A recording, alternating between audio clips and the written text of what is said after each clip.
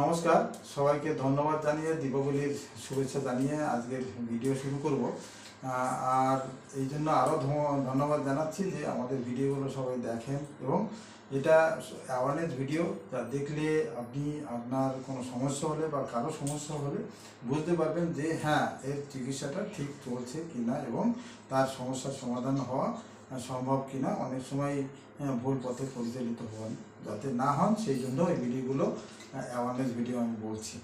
হ্যাঁ, আমার পাশে একজন পেশেন্ট আছেন, ওনার কী সমস্যা হয়েছিল, কেন হয়েছিল সেই নিয়ে একটু কথা বলবো ওনার সাথে।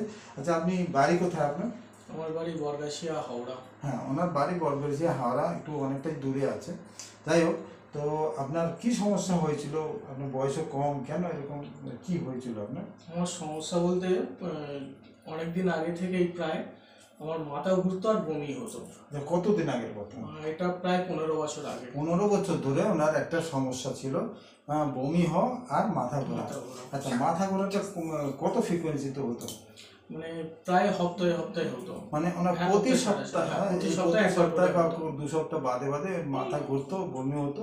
মাথাগুলো অনেক সময় পড়েও গেছে, না? আমি শুনেছি। না, পড়ে যায়নি, মানে মাথা ঘুরতো, মাথা ঘোরার পরে বমি হতো, বমি হওয়ার পরে 2-3 ঘন্টা ঘুমালে শরীর আবার ঠিক হতো। এরকম চলছে।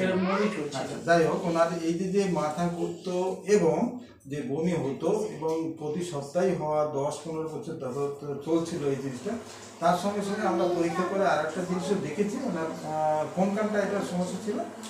ডান কানটা। ওই ডান কানটায় একটা শব্দ হতো, তাই না? একটা শব্দ, একটা শোষ শব্দ। সেই শব্দটা কত বছরে?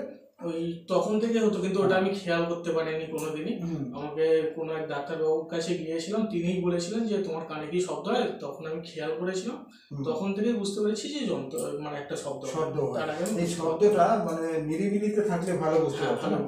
দেখুন, ওনার কানে একটা টিনিটাস হতো, যে টিনিটাসটা উনি লোকালয়ে থাকলে ভালো করে বুঝতে পারতেন না, কিন্তু যখন রাত্রে শুতেন নিরিবিলি সেই সময় উনি বুঝতে পারতেন, কিন্তু শব্দটার তীব্রতা খুব বেশি ছিল না বলে উনি অতটা লক্ষ্য করতেন না। যাই হোক, যখন ডক্টরবাবু বলেছিলেন তারপর থেকে উনি জানেন যে ওনার কানে একটা শব্দ হয়, মাথা ঘোরায় এবং মাথা ঘোরার পরে বমি হলে উনি ঠিক হয়ে যান।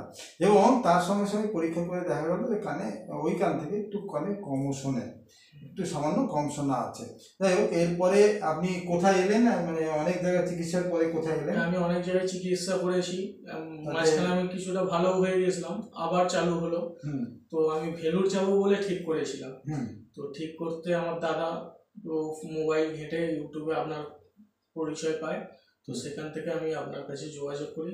RDENT সেন্টারে ডক্টর বিকে মন্ডলের কাছে আমি যোগাযোগ করি। RDENT সেন্টার ডক্টর বিকে মন্ডলের কাছে আসেন এবং তারপর থেকে আপনার চিকিৎসা চলছে। আচ্ছা, এই যে কানে যে শব্দটা এখন নিরিবিলি থেকে বুঝতে পারছেন? না, আমার কোনো রকম। কতদিন আর বুঝতে পারছেন? প্রায় 1.5 মাস হয়ে গেল আমার কানে কোনো শব্দ হচ্ছে না।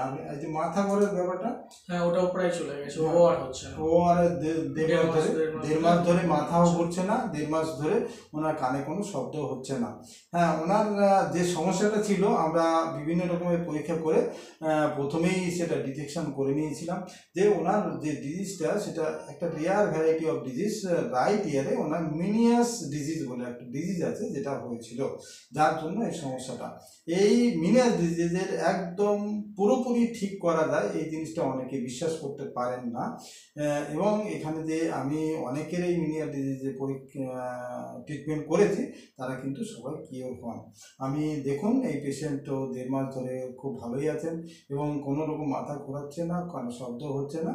হ্যাঁ, তো চিকিৎসা করলে যে এটা ভালো হয় সেটা সত্য কথাই। এবং শুধু তাই না, ওনাকে আর একটা কথা বলেছি এবং সেটাও করে দেব, যে ওনার কানে যে শোনাটা কম আছে সেইটা আমি একটা থেরাপি আছে আমার, PRP থেরাপি, এটা করতে করতে ওটা কিন্তু ওটাও ঠিক হয়ে যাবে। অতএব ওনার ব্যালেন্স, একদিকে কানে শোনার সমস্যা, অন্যদিকে কানের শব্দ, সবগুলি কিন্তু ঠিক হয়ে যাবে। ওনার দুটো কম্পোনেন্ট ঠিক হয়েছে, আর একটা কম্পোনেন্টও কিছুদিনের মধ্যে সেটা ঠিক হয়ে যাবে। এই বলে আজকের ভিডিওটা শেষ করছি। নমস্কার।